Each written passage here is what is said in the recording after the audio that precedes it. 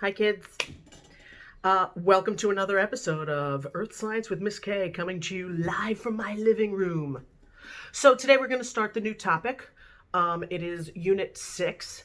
It's called Properties of the Atmosphere. It is one of my favorite things to teach, and I'm so bummed that we're home, not just for all the obvious reasons, but because I have so much cool stuff to show you in class, for you guys to touch and to feel and to experience. All these manipulatives that really help me teach this, but I don't have them. I just have whatever I have here. So I'm going to do my best. Today is just very introductory stuff. You need to get a clean slice or two to copy some notes. Normally I would be writing this with you, but I kind of typed them into the slideshow. You need to have your reference table, please, readily available. And you might want to ask your family if you have a thermometer in the house. If you have a thermometer, you should grab the thermometer. I'll wait. Great. So during this video, you might want to pause it. You might want to take some notes and just kind of revisit it as you're watching it. Without further ado, I have attached the slideshow to Google Classroom, and I will attach the link to this video shortly. I will be preparing a very simple Castle Learning assignment for you to practice, and I will post another video on Monday that will kind of expand on what we're doing today. I'm going to try to shorten my videos because they've been kind of long. Those last two topics, radioactive decay, I just want to say you guys have been wonderful. I'm so thrilled that you were able to grasp it, because based on your grades, you guys got it. You really got it. That's a tough topic to teach. I've never taught that topic from home, and I'm so proud of what you've done. So great job.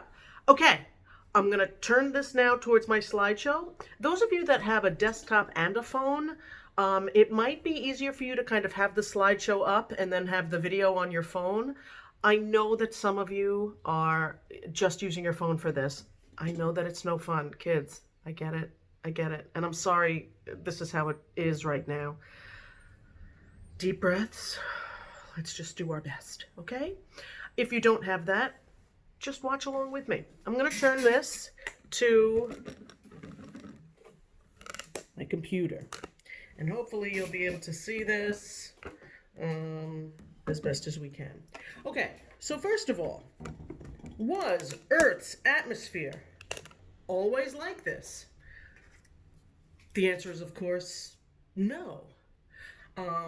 This is obviously a beautiful day, but this is a beautiful day photographed fairly recently. This is a lovely photograph that I took out on the water with my husband and I. But let's just remind you, Earth's first atmosphere was mostly carbon dioxide, nitrogen, and water vapor. Only after about 1 billion years did the atmosphere become oxygenated. And that happened because of the cyanobacteria in the ocean. You might want to glance at page 8 of your reference table. You know, during the Precambrian eon, where the Earth was just kind of preparing itself. Only after, 1 billion years of cyanobacteria producing this oxygen, then the atmosphere was rich enough in oxygen for life to flourish. And so it did not always look like this. And by the way, like I said, I took this picture. This was on the Great South Bay. And I just want you to notice in this picture and in this picture that the bottom of the clouds are flat. Did you ever notice that? This is going to become important a little bit later in this unit. There's a reason that there are no clouds here, but there are clouds at this particular altitude. And it has to do with the temperature of the air up there. Once it hits that very specific temperature, then water vapor, which is invisible, can condense and turn into clouds, which are visible. So whenever you see flat bottom clouds, and you will see them all the time, like this whole scene had flat bottom clouds, which is why I took the picture, you know exactly the altitude at which water vapor condenses. It's very cool.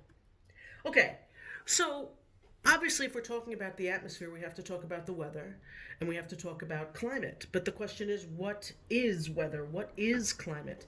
People talk about them as though they are the same. They are not the same. They are not the same.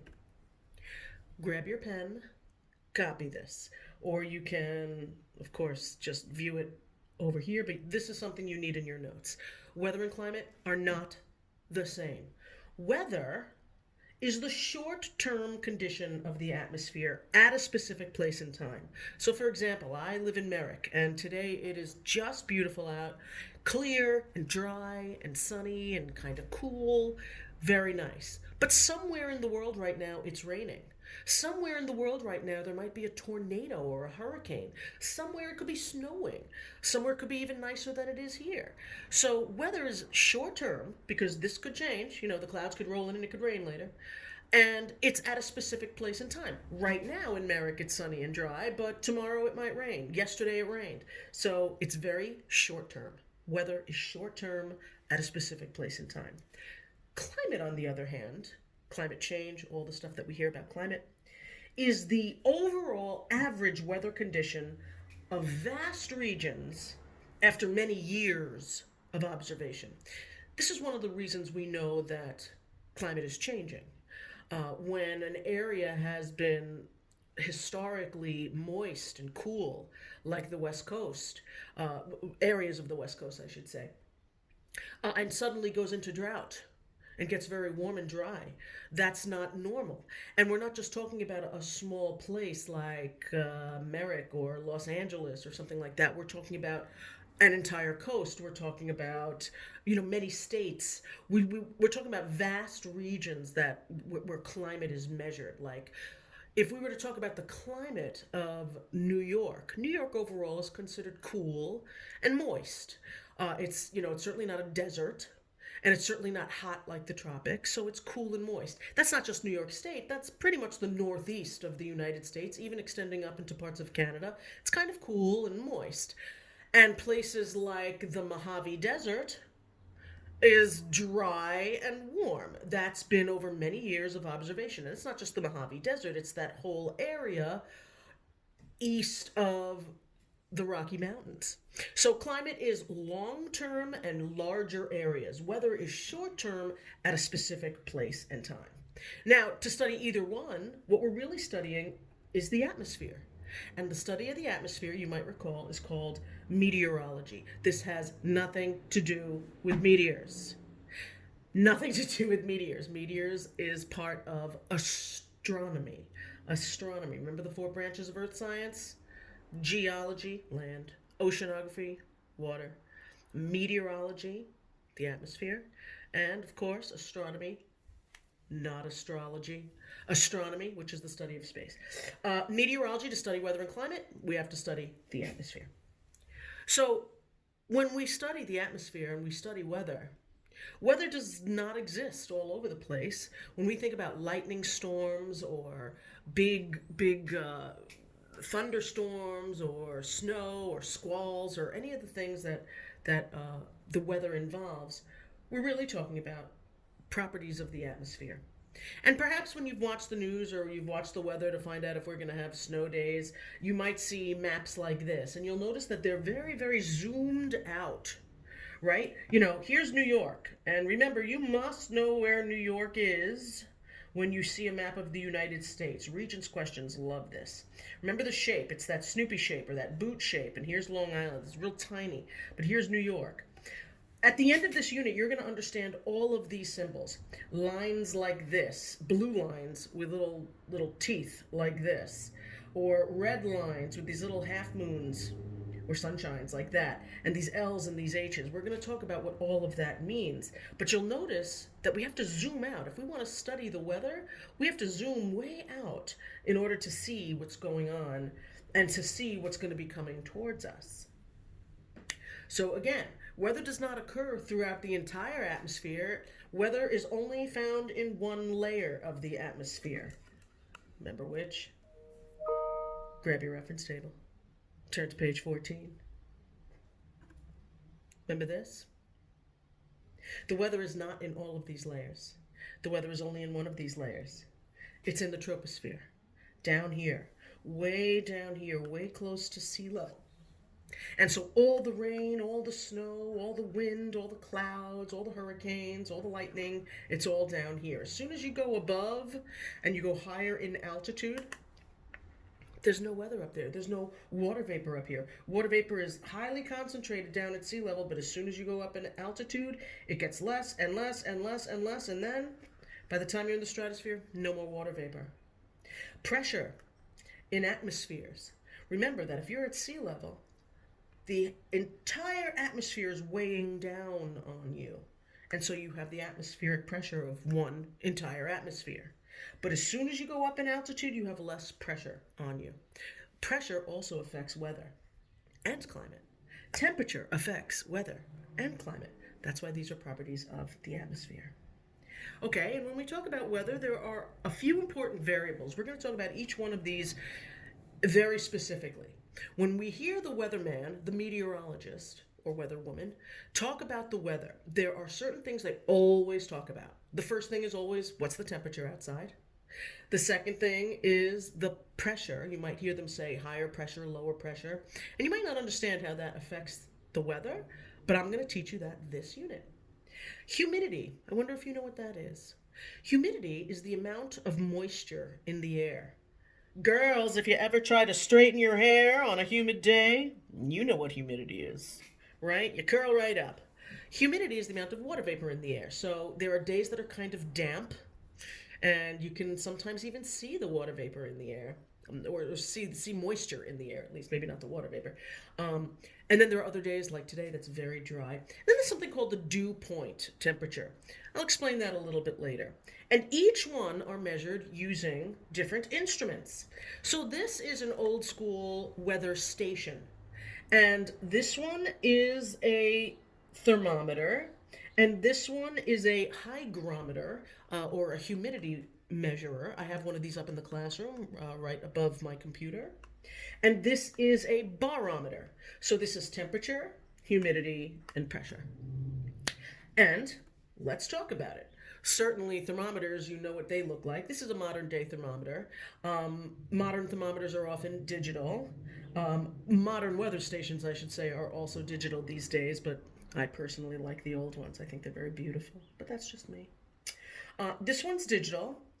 But other thermometers, the ones like this that you've seen, these use either mercury, which is a silver fluid. So if you grabbed a thermometer from your house, somewhere in your house you probably have a thermometer, and it's one of these with a fluid inside. If the fluid inside is silver, then that silver is a liquid metal called mercury. Or if it has a red fluid or any other color than silver, generally, they use a type of alcohol, either ethyl alcohol or some other type of non-toxic alcohol. The question I wonder is, you've seen these, you've seen the scales.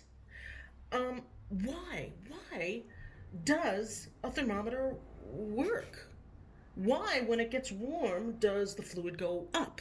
And why, when it's cool, does the fluid go down? I guess what I'm really asking is the fluid going up and is the fluid going down? It's not going up or down. Here's what's happening. It's expanding or contracting. If you heat it up, it just simply takes up more space. It spreads out. It can't help it. It's physics. And if it's cold, it will contract. Think about what a person looks like when they are cold. Their whole body comes together, their shoulders come up, and their limbs come closer to their body. They're trying to stay warm when they're cold. When somebody is hot in temperature, they just spread out. They try to dissipate that heat. They spread out. Same thing happens kind of with the fluid in a thermometer. Substances expand or get bigger when they are heated, and they contract or get smaller when they're cooled down. And that property is very useful. This is how we made thermometers. They work because the liquid inside them expands and rises up the tube when it gets hotter. It just has no place to go but up when it expands. And it contracts when it gets cooler. Very cool. Now, one of the things you need to know is that heat and temperature are not the same. Heat and temperature are not the same. If I had just shown you this picture, forget the words over here, if I just showed you this picture, and I said, which one shows the hottest temperature? A thermometer 1, 2, 3, or 4? Most of you could agree that it's 4 because the fluid is expanded all the way up the tube. That's hot. Which one is the coolest? Of course, number 1, because it's contracted all the way down. It's not like anybody added fluid to this thermometer to make it show this high. It just expanded that high. And it contracted this low. It's all the same amount of fluid in all of these, just the temperature made it expand or contract. The question is, what is the difference between heat and temperature? I want you to think about getting in your car on a cold morning and the car is freezing, right? But then you drive it for a bit and the car heats up. The car has been in motion. The parts in the engine have been churning, right? And all of a sudden the car warms up. I want you to take your hands right now. Whatever they feel like right now, they feel like right now. But if you take your hands and rub them together, almost immediately they feel warmer. And if you do this for a moment, go ahead and do this for a moment, and then stop, you can literally feel the heat escape from your hands. Try it. Heat is the result of motion of atoms. I'm going to say that again. Heat is the result of the motion of atoms. So when we rub our hands together, we are moving atoms, and that generates the heat. When you get in your car and you drive, you're moving the atoms that make up the car, and that warms up the car. As soon as you stop the motion, the car cools down. Heat is the result of motion. You have to have the motion first, and that will generate the heat. So what is a thermometer? What is temperature? A thermometer simply measures that motion. This is really just measuring the motion of these atoms. This is hot due to the motion of atoms. This is cool due to a lack of motion of atoms. Here's another example that might help a little bit more. Picture ice. An ice cube just kind of sits there, very still, no motion, very little motion. It actually is moving, but very slightly. Now picture, liquid water. It's moving, a little bit warmer. Picture boiling water. It's just rolling and turning and moving, very hot, right? So heat is the result of motion. Temperature is just the measurement of that motion. And the motion, the energy of motion is called kinetic energy. So one of the questions that they like to ask every now and then is, what does a thermometer really measure? And what they're measuring is the average kinetic energy of atoms. So remember, a thermometer really measures motion. That happens to turn into temperature, right? Heat, a temperature, is the result of motion. Cold is the result of less motion. Thermometers measure average kinetic energy. Isn't this cool? It's actually kind of hot. Sorry. Okay. Here are two thermometers with 3 units. Thermometers use one of 3 units. Here in the United States, we use Fahrenheit. Please know how to spell Fahrenheit. There are 2 H's in Fahrenheit. It's Fahrenheit. Fahrenheit, okay? And Fahrenheit uses degrees. And so over here, oh, interesting. I just noticed that this picture doesn't have it. It should, though. Okay, degrees Fahrenheit. Celsius is what pretty much the rest of the world uses. Please know how to spell Celsius. There is only 1 C in Celsius. And you know where that is. So Celsius, S-I-U-S, Celsius, 1 C in Celsius. That is also measured in degrees. And Celsius is based on the metric system, which, believe it or not, is easier. It is easier than the United States system. We're just used to it. But I promise it's easier. Anyway, and then there's something called Kelvin. Kelvin is what scientists use. And these are very different. They're all very different. Now, you might want to grab your reference table and turn to page 13. Page 13 of your reference table. On page 13, there is a chart that looks like this. It's in my slideshow, but it's very, very small in my slideshow. I couldn't get the whole thing on. So here is temperature. Right over here it says Fahrenheit. Right over here it says Celsius. Right over here it says Kelvin. And there are some important temperatures that you should know. One of them is room temperature. So humans are really only comfortable in a very, very small temperature range. Women usually like it a little bit warmer. Men usually like it a little bit cooler. room temperature on your reference table, they call it 68 degrees. I know in my house I keep it at 71. My husband would prefer it at 70. As soon as it drops down to 69 or 68, we're both kind of cold. So we like it simple. All right, so let's just say that room temperature is right around 70 degrees Fahrenheit. That's 20 degrees Celsius. So I could say right now in my house it's 20 degrees Celsius. 20 degrees. Okay? There's a freezing temperature. This is an important number to know. Freezing temperature. What is freezing temperature in Fahrenheit? Most of us know that it's 32 degrees. Well, it's a nice, easy number to remember in Celsius. 0. In Celsius, freezing temperature is 0. In Fahrenheit, freezing temperature is 32 degrees Fahrenheit. But in Kelvin, it's 273 Kelvin. No degrees, just Kelvin. 273 Kelvin. Strange, right? I'll explain why Kelvin is pretty cool. There's also boiling temperature, by the way. There's also boiling temperature up here. Boiling in Fahrenheit is 212. Such a random number, right? Boiling in Celsius, nice and easy, 100. From freezing to boiling in Celsius, easy, 0 to 100. From freezing to boiling in Fahrenheit, from 32 degrees Fahrenheit to 212 degrees Fahrenheit. Strange numbers. And Kelvin is even more different. But let me explain Kelvin. Kelvin is based on a number called absolute zero. Absolute zero is only a theoretical number. It has never been measured here on Earth. It has been anticipated in space, but it's a theoretical number where all motion ceases. Absolute zero. So remember that heat is the result of motion of atoms. If there is no motion, that would be considered absolute zero. So even though ice is cold and it's very still, it is absolutely still moving. And remember that you can heat up and cool down ice without it melting. I'm going to say that again. You can heat up and cool down ice without it melting. Here's how.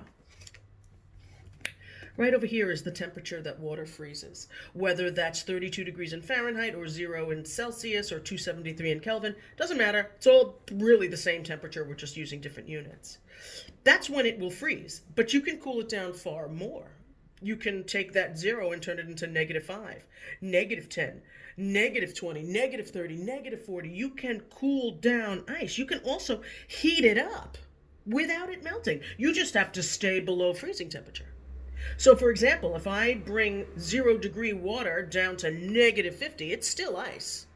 But -50, the motion of the particles is even more still than -40. This, I have heated it up by 10 degrees. Still frozen, but I heated it up. I could heat it up by 20 degrees, by 30 degrees, by 40 degrees. It's still frozen because it's below the freezing temperature. But I can heat it up and cool it down as long as I stay below freezing temperature without it melting. You see?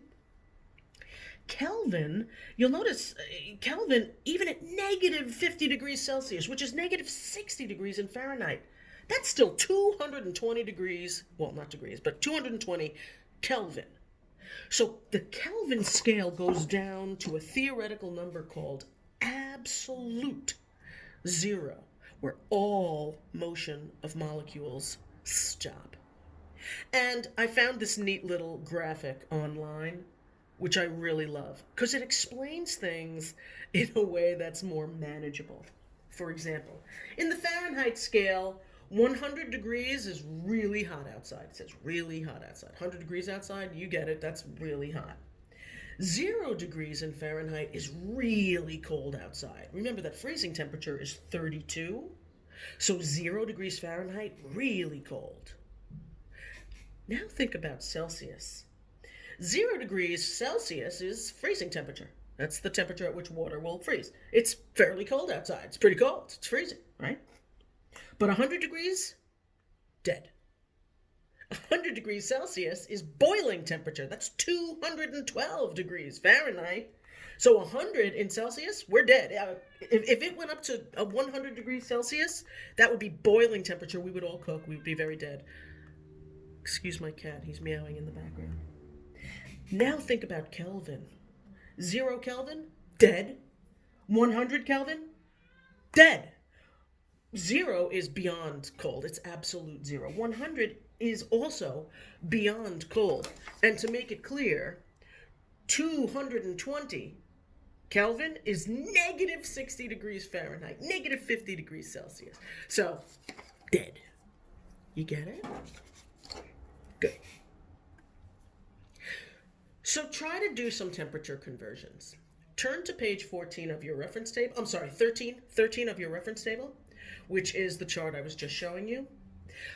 Whenever you start on a new chart in the reference table, you start at the top and sides. Now, the sides I kind of just went through you with this piece of paper over here. Over here, I want you to start at the top. The Fahrenheit scale is going to be over here. The Celsius scale is in the center, and the Kelvin scale is at the edge. And if you were to do conversions, like I showed you with room temperature, you might want to use a slice of paper to kind of make sure you're keeping straight, because all you have to do is read right across it. They kind of set this up, so all you have to do is read back and forth, and you'll be able to convert the numbers. However, the first thing, sorry, my cat is crying.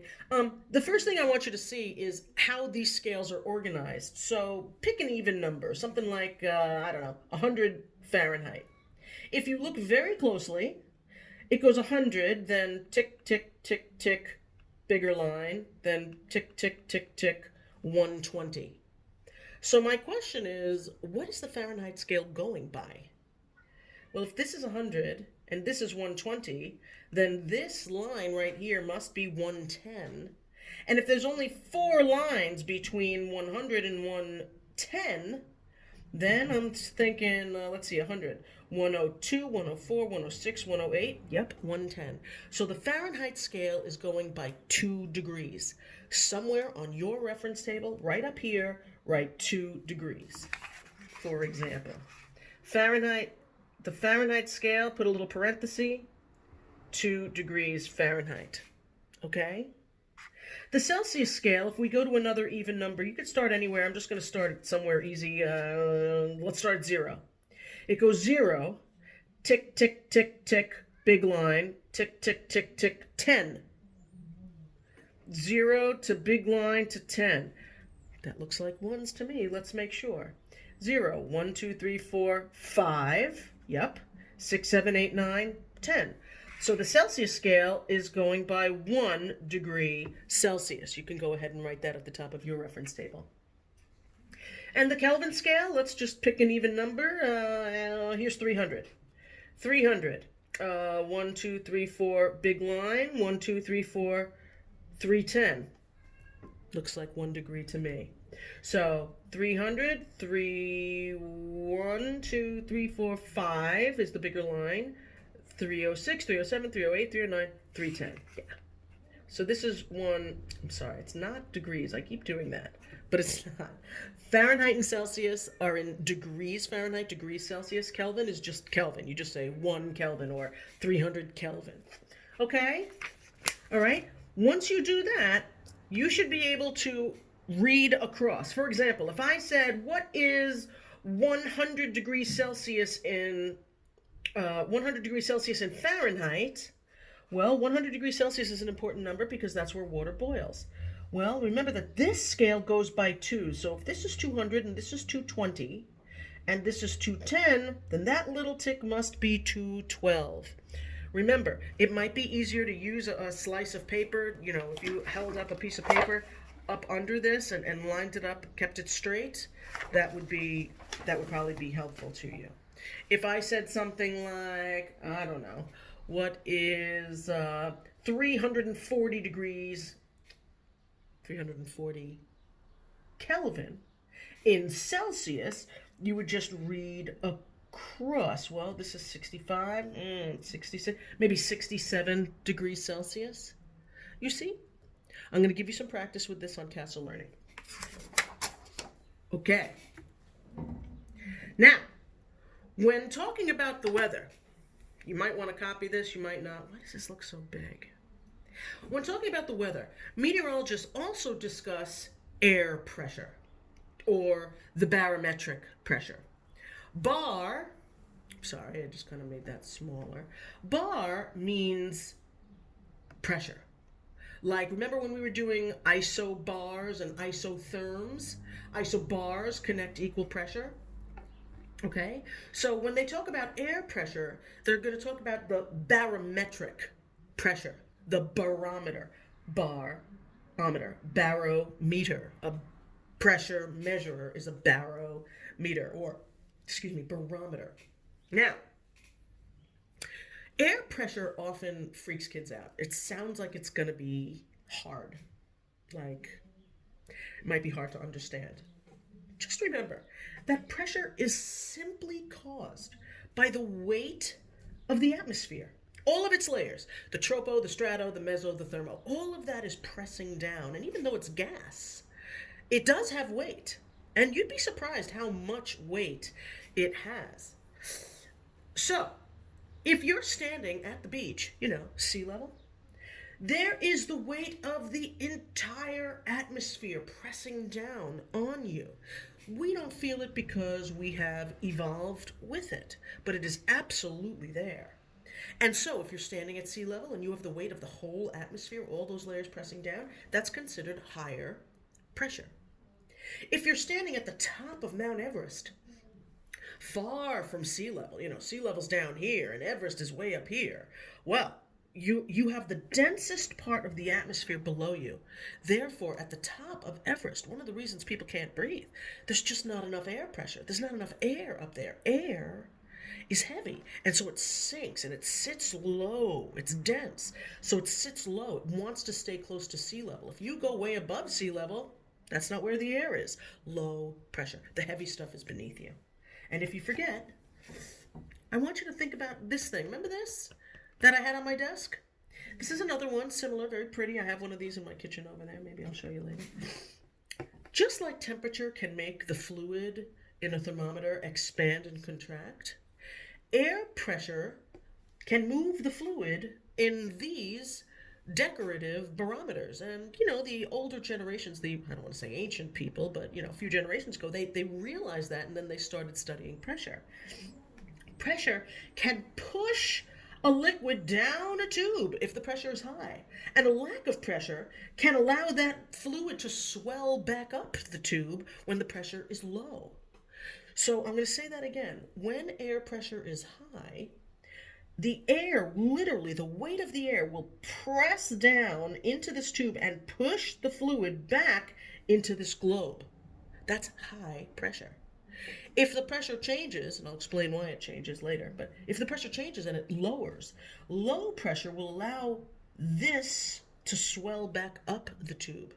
And in fact, this one, and even this, on days that have low pressure, this can swell right out of the tube. That usually happens on lousy days, on rainy days or snowy days or days that are wet. Okay? Now, in the old days, they use mercury, just like they use in thermometers, they use mercury in barometers. Barometers, again, measure pressure. Now, what they did was they took something like a test tube. This is a test tube, this is a test tube. These are two diagrams of the same phenomena. And they put it upside down in a dish holding mercury.